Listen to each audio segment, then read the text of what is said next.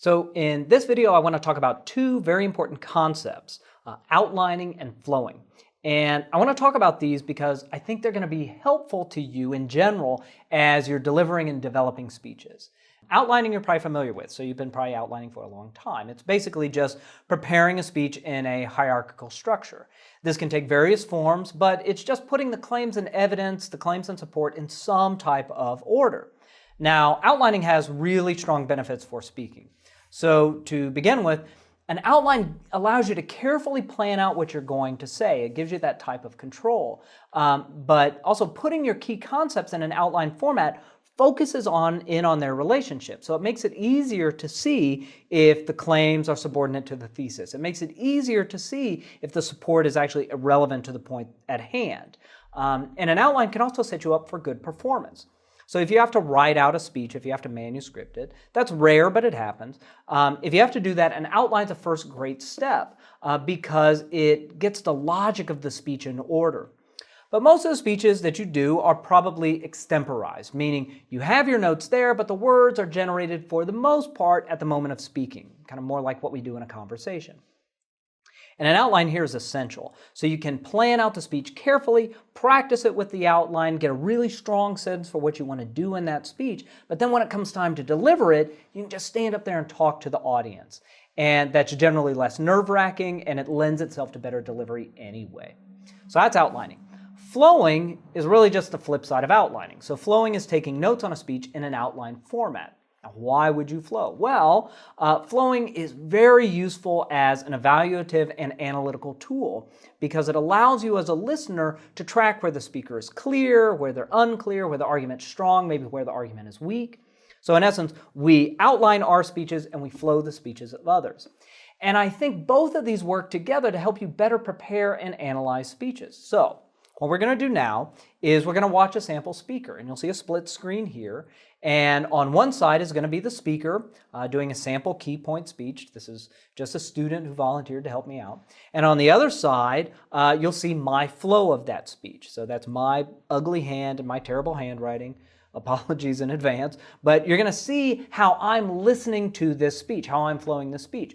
Now, when I took notes on it, I hadn't heard it before, so that's just me taking notes on the fly in an outline format. So we're going to go ahead and take a look at that, and then I'll come back and conclude this video. So in these times of struggling economies, many universities are looking towards ways to save money. And one of these ways that universities are looking to cut from the budget is cutting small departments with few student majors. And I believe that we should not enact this policy for two main reasons.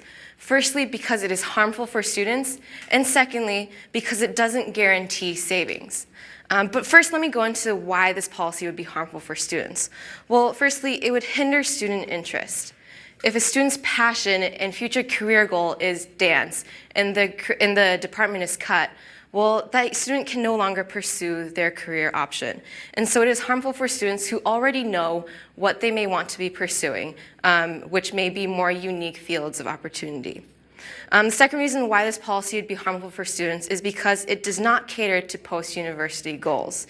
And what I mean by this is that competitive markets, such as graduate schools and jobs, are looking for students who bring in unique backgrounds. And one great way of doing so is having an out-of-the-ordinary educational upbringing. Now, if we eliminate these small departments, students are funneled into these larger, more popular educational backgrounds, and therefore do not look as appealing to schools and jobs. And so, because this policy would not cater to student interest nor to future student opportunities, we can see that this policy simply wouldn't be beneficial to enact. But moving on to why this policy would not guarantee monetary savings. I believe this firstly because we would see a decrease in tuition revenue. Students who are looking towards these small departments and excited about these small majors would now be looking towards other schools to fulfill their educational needs. And therefore, we may see decreased enrollment rates. And since student tuition is such a huge part of university budgets today, we would see an incredible decrease in university revenue. So secondly, universities would also have to accommodate for larger departments. these students that were originally in small departments and small majors would be funneled into these existing departments and therefore increase class sizes and majors sizes. And so as a result, universities would have to hire more professors, more teaching assistants, and more faculty to accommodate these larger departments.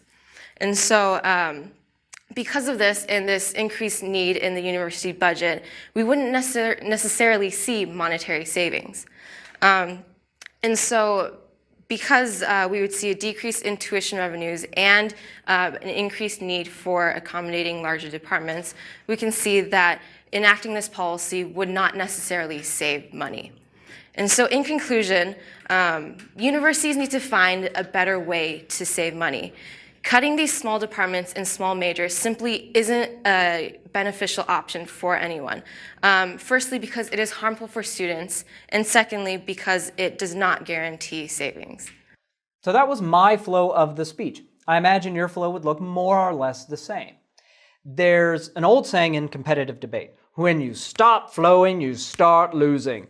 That might be a little bit much for what we're doing here, but it does highlight how important flowing is. Why is it so important? Because a good flow can give you insight into a speech. And the reason for this is, I think, is because there's so many things going on in a speech. Outlining and flowing allow you to see these various components and analyze those various components in isolation, as well as how they interact with one another. So outlining and flowing just kind of help us with sorting through all the various moving parts in a speech.